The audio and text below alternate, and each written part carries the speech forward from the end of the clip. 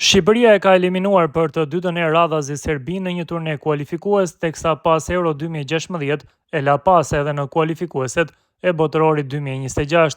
Kuqezinjt pren bileta në play-off pas ndeshjeve në grup, ku morën një barazim dhe një fitore ndaj serbëve.